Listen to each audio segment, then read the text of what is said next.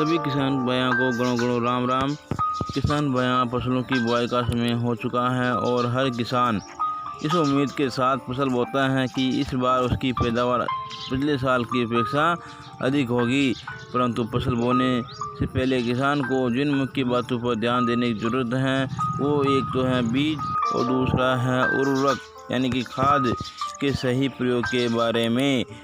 आज मैं आपको डीएपी खाद क्या है, इसका उपयोग कब करें, इसका क्या फ़ायदा होता है अपनी फसल को, उसके बारे में चर्चा करला। अगर बुआई के वक्त अपने बीज का तो सही चयन कर लिया, लेकिन अगर उर्वरक खाद का प्रयोग सही नहीं किया तो आपकी फसल पर इसका विपरीत प्रभाव पड़ेगा। आपको इस बात का ध्यान रखना चाहिए कि कौन सी खाद कब और कितनी मात्रा में फसल को आवश्यकता होती है। इसलिए मैं आपको उर्वरकों के बारे में जानकारी देने का प्रयास कर रहा हूं, जिससे आप लोगों को उर्वरक के बारे में सही जानकारी मिल सके और आप आसानी से इसका सही उपयोग कर सके।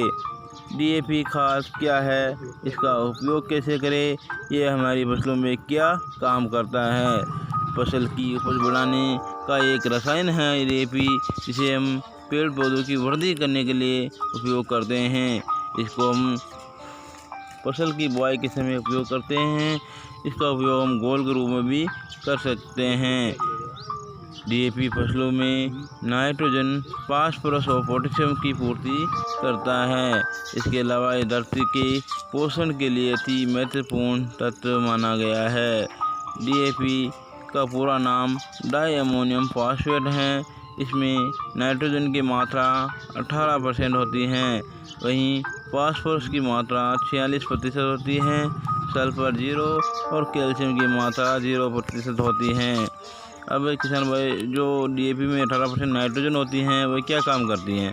पौधे की हर तरह की वृद्धि करता है। ये प्रोटीन निर्माण में सहायक होता है, कोशिकाओं के विभाजन में सहायक होता है और विटामिन निर्माण में सहायक होता है। डीएपी में उपस्थित फास्फेट के क्या फ़ायदे?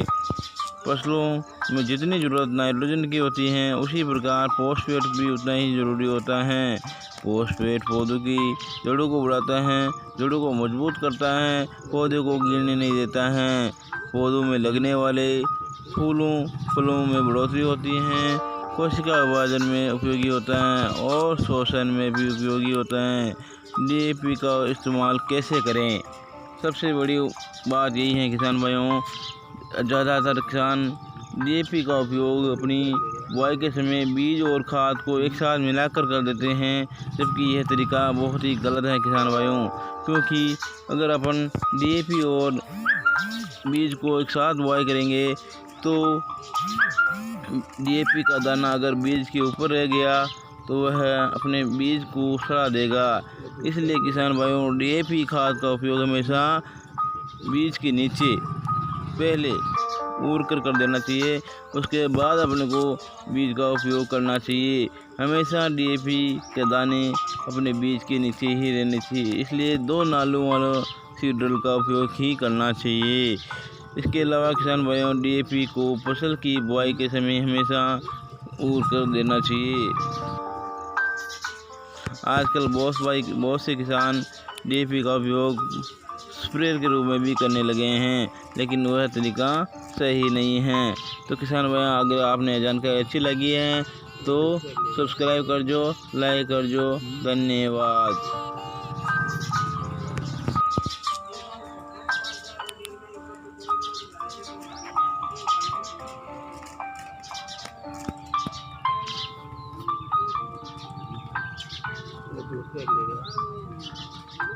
दूसरे